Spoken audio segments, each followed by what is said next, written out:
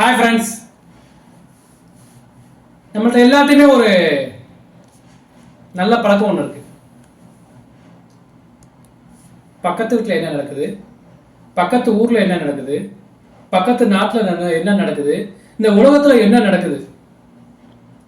So முன்னாடிலாம் இந்த விஷயங்கள் நம்ம அப்சர்வ் பண்ணணும், தெரிஞ்சுக்கணும் அப்படின்னா வெகு நாட்கள் ஆகும்.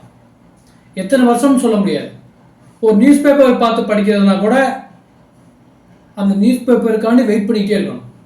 ஆனால் இப்போ எல்லாமே டக்கு டக்கு டக்கு டக்குன்னு எல்லாம் இந்த உலகத்தில் நடக்கக்கூடிய அவ்வளவு செய்தியும் நம்ம தெரிஞ்சுக்கிறோம். அவ்வளவு டெக்னாலஜி வளர்ந்துருக்கு. அப்படித்தானே? எல்லா விஷயமே தெரிஞ்சுக்கிற நம்ம ஒரே ஒரு விஷயத்தை மட்டும் நம்ம மறந்துடுறோம். எதை மறந்துடுறோங்கிறது இந்த வீடியோவில் எண்ணில் சொல்கிறேன். வாங்க வீடியோக்குள்ள போகலாம். நான் சொன்ன ஒரு கருத்து என்னன்னா, நம்ம மற்றவங்க மேல காக்கக்கூடிய ஆர்வம், இந்த உலகத்தில் என்ன நடக்குதுங்கிறத தெரிஞ்சுக்கிற ஆர்வம், அது நம்மளை இன்னும் மேலும் மேலும் வளர்ச்சி அடைய செய்யும். ஒரு சாதாரண ஒரு தந்தை வேலைக்கு போறாரு, எதிர்பாராத விதமாக வெளிநாடு செல்றாரு, அங்கே நல்ல சம்பாத்தியம். ஸோ அவருக்கு ஒரு பொண்ணு ஒரு பையன். நாட்கள் சுகமா போகுது. பையன் நல்லா படிக்கிறாங்க, அதே மாதிரி பொண்ணு நல்லா படிக்கிறாங்க.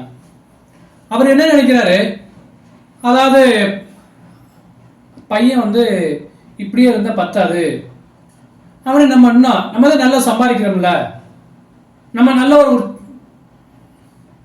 வெளிநாட்டில் நல்ல ஒரு ஊதியத்தில் வேலை பார்க்குறோம், ஸோ நம்ம பையனுக்கு நல்ல ஒரு வண்டி வாங்கி கொடுப்போம் அப்படின்னு சொல்லி, நல்ல ரிச்சான வண்டி, ஒரு என்ஃபீல்டுன்னு வச்சுக்காங்களே, ஏதோ ஒரு வண்டி, நல்ல காஸ்ட்லியான வண்டி.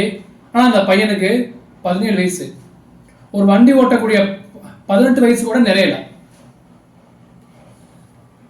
நம்ம தம்பிக்கு வாங்கி கொடுப்போம், நம்ம தான் நல்லா சம்பாதிக்கிறோம்ல அப்படின்னு நினைச்சு தம்பிக்கு வாங்கி கொடுக்குறாரு. அது வரைக்கும் அந்த தம்பி நல்லா படித்தவர், எல்லாத்துலேயுமே பெஸ்ட்டாக வருவாப்புல. ஸ்கூல்லையா இருந்தாலும் சரி, வீட்லேயா இருந்தாலும் சரி, அக்கம் பக்கம் யார்கிட்ட விசாரிச்சாலும் சரி, பையன் தான் பெஸ்ட்டு. அவனோட பெர்ஃபார்மன்ஸே வேற மாதிரி இருக்கும். அவங்க அப்பா என்ன நினைச்சு அந்த வண்டியை வாங்கி கொடுத்தாரோ அதுல இருந்து அந்த பையனோட மாற்றங்கள் நிறைய மாற ஆரம்பிச்சிருச்சு. அது வயசு கோளாரா, இல்ல அவர் வாங்கின வண்டி கோளாரா, இல்ல அவர் வண்டி வாங்கின பிறகு அந்த ஃப்ரெண்ட் சர்க்கிள் சேர்ந்துச்சுல அது தவறா, எப்படிங்கிறது தெரியல.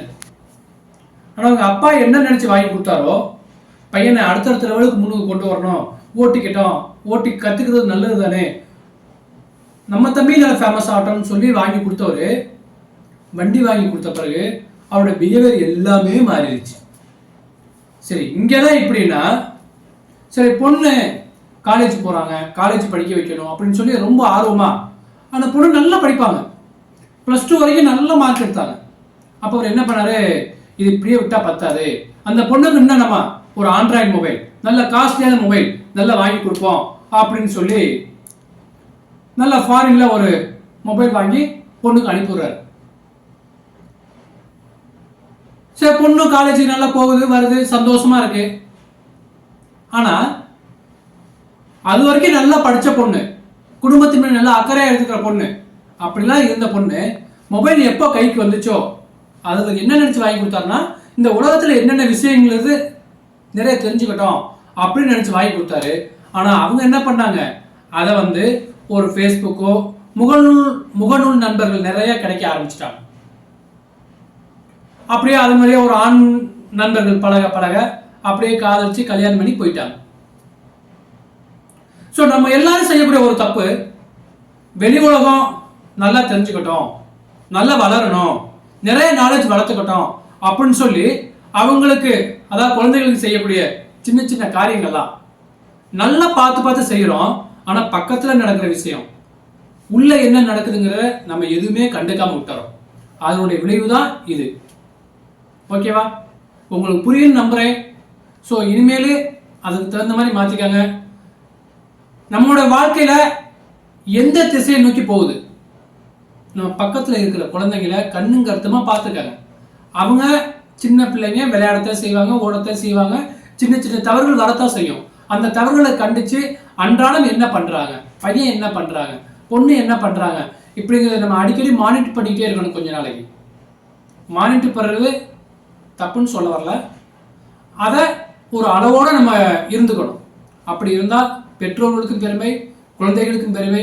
ஆக மொத்தத்தில் குடும்பத்தில் மகிழ்ச்சி என்பது என்றைக்கும் நிலைத்து நிற்கும்.